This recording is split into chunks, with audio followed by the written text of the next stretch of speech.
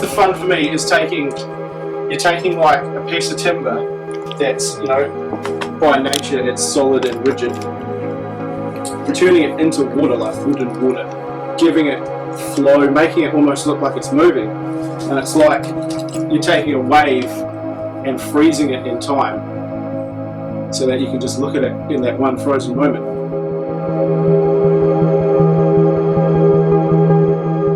I guess started carving waves just because I love waves. I love barrels, anything to do with getting barreled, chasing barrels, looking at them, watching them breathe and spit. And I gave up a few vices at the time, a couple of years ago now, cigarettes and what have you, and needed to fill the void and love working with my hands. I'm a tradesman, so yeah, it seemed like a natural progression to start making barrels, seeing as I couldn't make many in the water.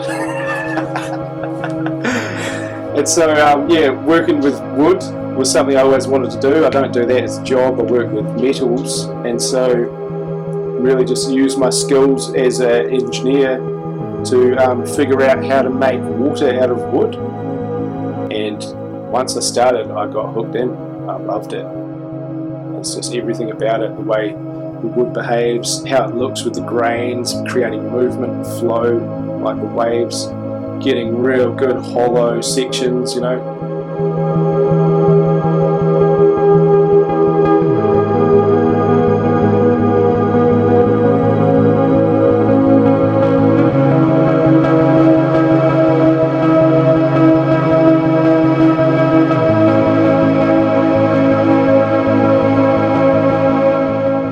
Like most things that you're starting off to do that you've never done before, it was pretty basic at the start.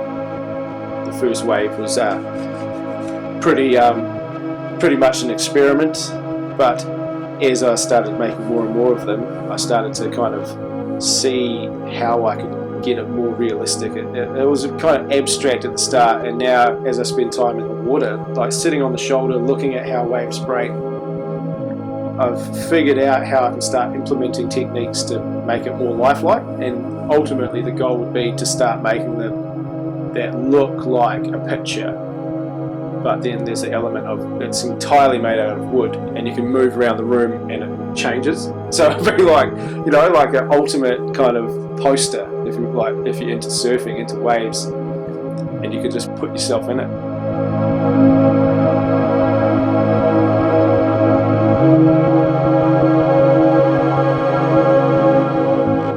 Just a real simple little painting or drawing, and it must mean something to him. You could get a poster, you know, or you could get a painting of that. They want like something timber.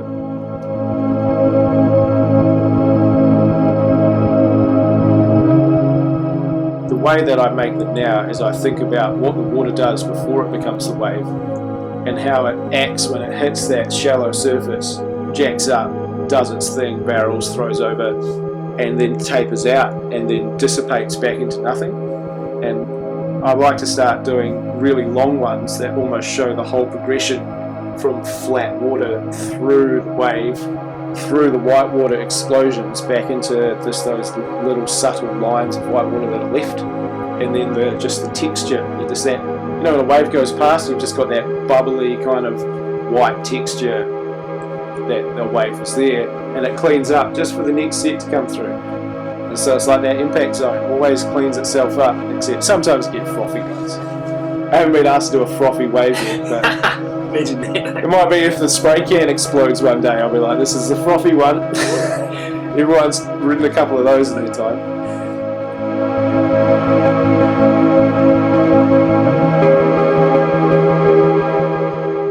The inspiration pretty much for each barrel that I create starts with the feeling when you're about to get barreled and you drop into a wave and you see it stand up and you see it start to do the change in shape, and you can see sections and you get that hype and you know what's going to happen, and you assume the position, you know, like backhand or forehand, and you figure out if you're going to high line or low line or what you're going to do and if you're going to make it. And it's that kind of amp on the barrel is where I start when I start to carve the barrel, and I think from the inside out. I'm like, what do I want this section ahead of me, you know? I almost look out of the carving at what you'd see if you were surfing it, and then kind of zoom out and go, right, well, from the outside that must look like this. And so you'll notice that each barrel, although they all look the same almost, the lick line is what is constantly changing, because I'm trying to like create that wave that's going to spit. Ultimately I want to create a barrel that someone looks at as a surfer or not and goes, man, that thing's bowled out, that's about to blow its guts out when it hits that next section. And that enthusiasm and hype that surfers get is why you want to have that on your wall, in your space, looking at it, because that is what's going to get you out in the water and keep chasing waves. And if I can impart that in a carving that you look at and go, flag my plans this weekend, I'm going to chase some waves because I want that, and I want to feel what that carving's telling me, then that's the job done. That's the whole point.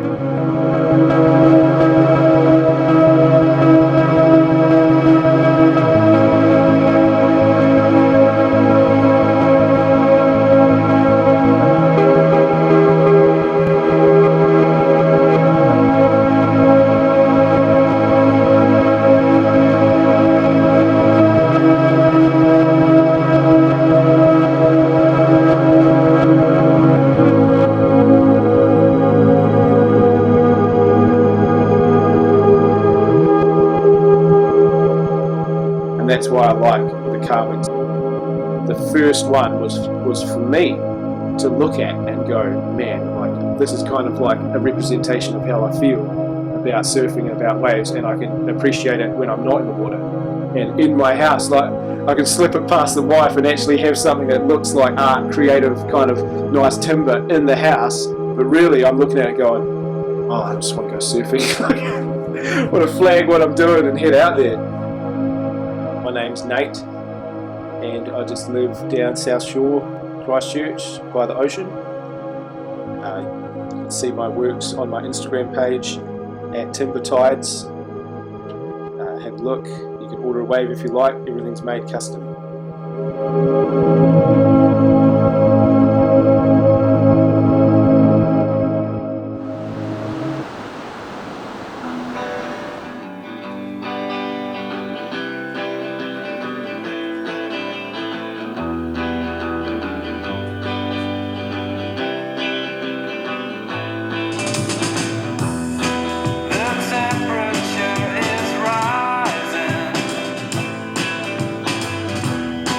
Have you seen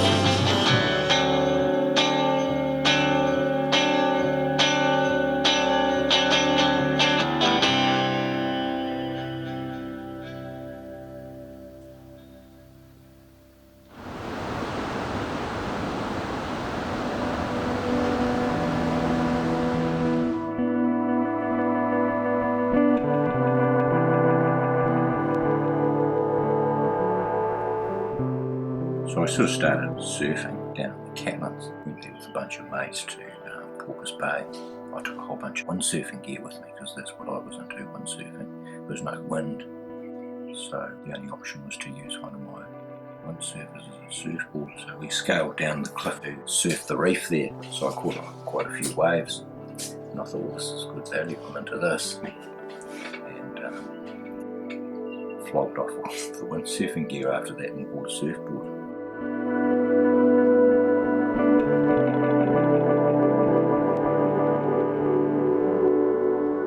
As far as fins go, I went to Indonesia surfing. Took a really nice American modern style longboard with me with a 2+1 setup on it, and my friends over there, the local Indo guy, says, oh, you can't surf 2+1, single fin's the way to go.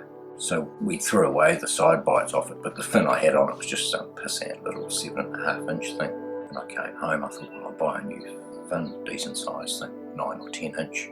But all I could see, and there was only one dolphin style fin in a shop for $180, and I thought, I'll buy the materials and I'll make a fin. Maybe a few fins for myself. Maybe one of them might work alright. So I used some core mat to build up the volume quickly and made this dog of a fin. Horrendous looking thing. Slow as a wet week. Had so much drag. So I brought it home after trying to surf it and hacked a big area out of it with the jigsaw and then refoiled it. And it was like, wow, this thing's quite amazing really. It had this pingy, flexy tail on it. So it had quite a bit of power through turns and was fast and worked pretty well.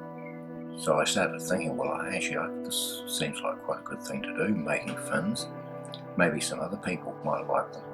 Because people had seen this thing and said, oh, that looks quite wicked. Will you make one for me? So that got me on the pathway of making fins.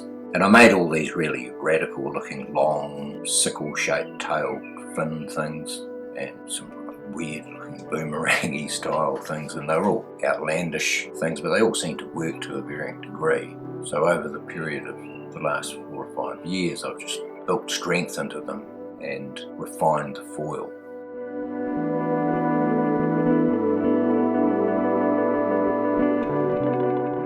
The fins that I make basically have 2 main elements to them.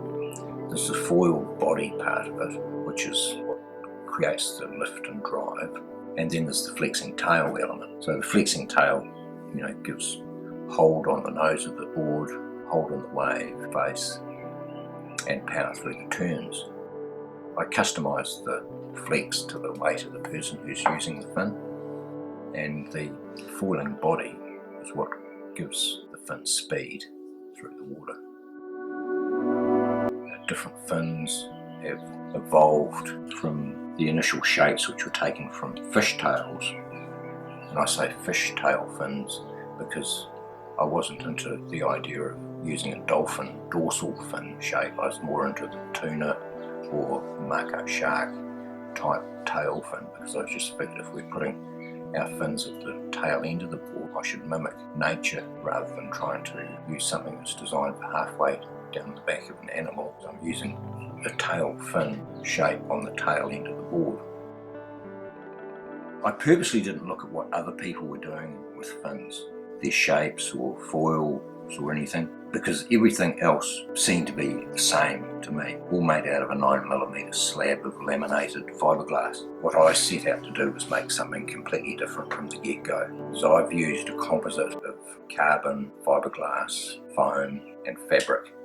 So the foam is used to build up the volume of the fin to make a fairly thick thing, probably at more than twice the thickness of a normal fin. What they do is give a longer flow path for the water over the surface of the fin, which means that the water, as it passes over the fin, the pressure of the water is reducing. So that means that the fin is actually creating more lift in the water, which creates drive and speed.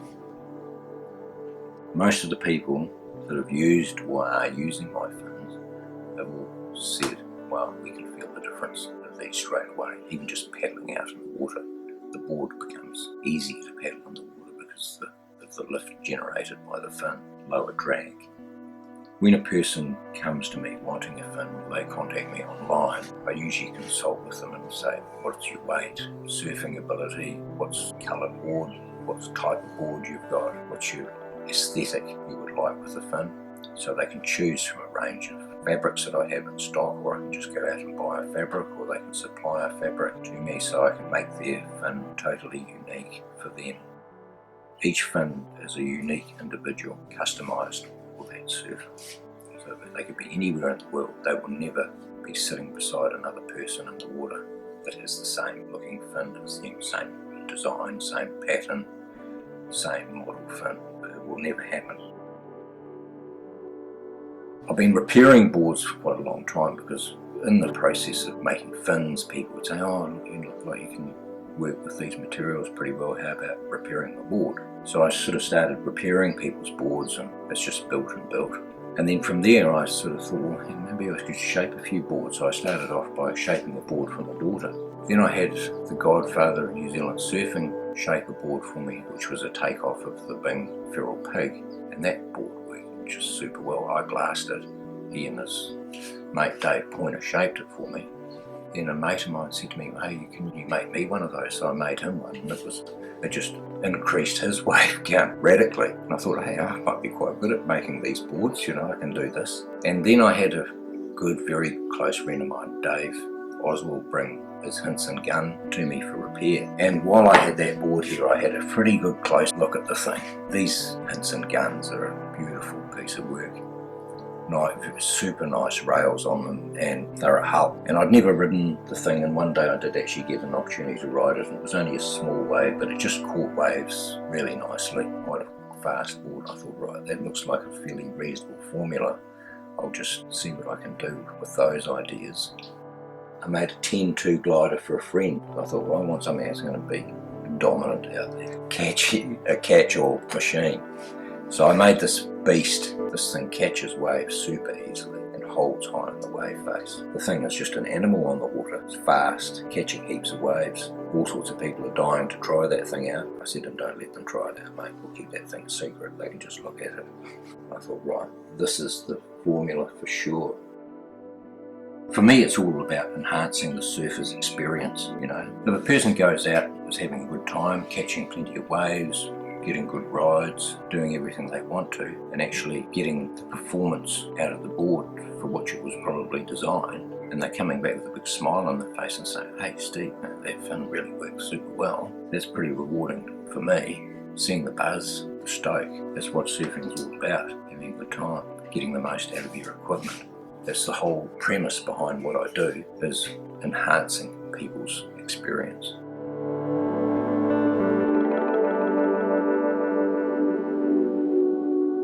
I'm Steve Perry. I live in Linwood, about halfway between Brighton and Sumner. You'll either find me at home or out at Sumner surfing, or I call it R&D. I love surfing. Surfing is life.